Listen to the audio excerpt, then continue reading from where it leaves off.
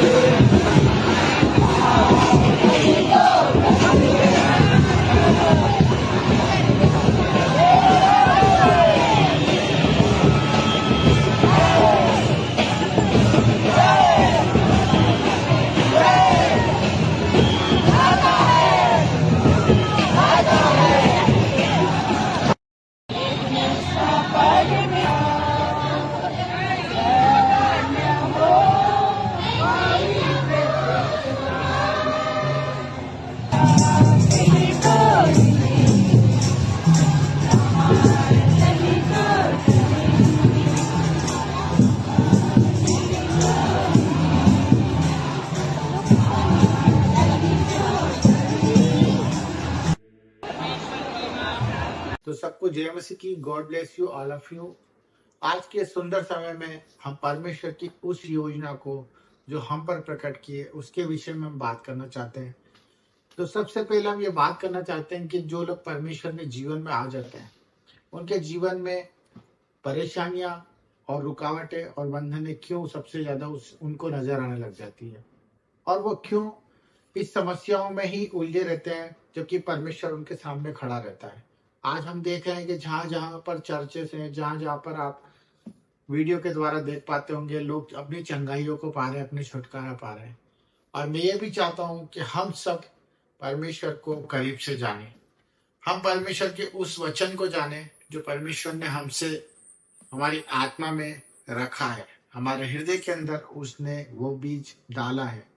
तो आज उसी विषय में आपसे बात करना चाहता हूँ मेरे भाइयों और मेरी सिस्टरों, कि हम लोग जब परमेश्वर के वचन को पढ़ते हैं और उस पर अमल में लाने की कोशिश करते हैं तभी हम अपने उद्धार को देख पाते हैं।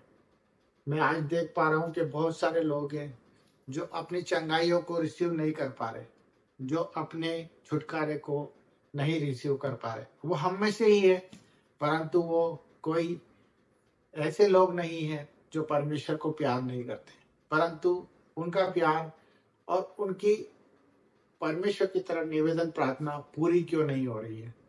मैं इस विषय में आपको बताने जा रहा हूँ कि कौन से वचन उनके लिए वो काम करते हैं और वचन किस तरह से उनके जीवन में कारीगर होते हैं और किस तरह से वचन उनके जीवन में प्रकट होते हैं और वो उद्धार के मार्गों पर चल पड़ते हैं और वो दूसरों के लिए गवाही बनते हैं। तो मेरे भाई बहनों, आज के इस विषय को लेकर मैं आपसे चाहता हूं कि आप मुझे प्रोत्साहित करें और कोई गलती हो तो क्षमा करें और परमेश्वर के इस वचन के अनुसार मुझे समझाएं और मैं उस पर ध्यान लगाऊं। तो सबके लिए हम लोग प्रार्थना भी करते हैं और उन विषयों के लिए हमें परमेश्वर की ओर से जो हमारे भाइयों ने हमें रिक्वेस्ट भेजते हैं, हम उस पर अपना परमेश्वर से प्यार प्रकट करने की कोशिश करते हैं। तो मैं इस बात के लिए आपको आज अवगत कराने वाला हूँ कि जिस तरह से हम परमेश्वर के जीवन में आ गए और चुन लिए गए, ये हमारी ओर से नहीं हुआ है। सबसे पहले हम इस चीज को जान ले कि जो परमेश्वर का वचन है कि मैंने तुझे चुना है, तूने मुझे नहीं चुना है। तो इस बात का हम ध्यान दें कि अपने जीवन का, अपने भविष्य का, अपनी चिंताओं का सबसे पहले हमें नकारा करना है और अपने भविष्य के बारे में, अपने कल के बारे में चिंता करना छोड़ देनी है। क्योंकि परमेश्वर का वचन यही कहता है कि हम कल की चिंता करेंगे तो हम परमेश्वर के खिलाफ होंगे। हमें कोई चिंता नहीं करनी क्योंकि हमने परमेश्वर को नहीं चुना, परमेश्वर ने हमको चुना है। तो मेरे भाई बहनों, सबसे पहले इस चीज पे गौर करने का हमारे लिए परमेश्वर ने ये वचन को प्रकट किया है। दूसरा वचन जो मैं आपको बताना चाह रहा हूँ वो ये है कि वचन जब तक दो धारी तलवार नहीं बन जाता, जब तक वो कारीगर नहीं होता, वो काम में नहीं आता, तब तक वो एक वचन ही कहलाता है। परंतु वो कब प्रकट होता है? जिस तरह परमेश्वर का दृष्टांत है कि बीज जब तक तुम अच्छी भूमि पे नहीं उपजाओगे, जब तक फसल नहीं बनेगी। तो उसी प्रकार परमेश्वर का वचन भी यही कहता है कि आप अगर वचन पढ़ते हैं और सुनते भी हैं, पर जब तक अपने हृदय में उसको जगह नहीं देंगे और उस हृदय से आपके अंदर वो आवाज नहीं आने लगेगी, तब तक आपका उद्धार नहीं हो सकता। तो हम वचन को पढ़े, वचन को सुने, परंतु वचन को हृदय में डालने की कोशिश करें। ये परमेश्वर का प्यार है। अगर आपने वचन को, बाइबल को, परमेश्वर के कहे नियम को अगर अपने हृदय में डालने की आदत डाल दी, तो मैं बता रहा हूं, आप दूसरों के लिए उद्धार के मार्ग बनेंगे, आप आशीषित हो जाएंगे। आपको किसी जगह जाने की, भटकने की जरूरत नहीं पड़ेगी। आपको अपने हृदय से ही वो जवाब मिल जाएगा जिस चीज के लिए आप भटक रहे हैं। आप रोगी होंगे, आप परेशान होंगे, आप कर्जे में होंगे, पर परमेश्वर का यह जो बात मैं आपको बताने जा रहा हूँ वो यही है कि परमेश्वर के वचनों को अपने हृदय में डाल लीजिए मेरे भाई बहनों। फिर देखेंगे आपके जीवन में किस तरह से उद्धार होता है और चंगाई और छुटकारा आपके जीवन में इसी वक्त है। आप स्वीकार करें और वचन को पूरी तरह काम करने दें। धन्यवाद। सबको जय मसीह की। हालेलुया।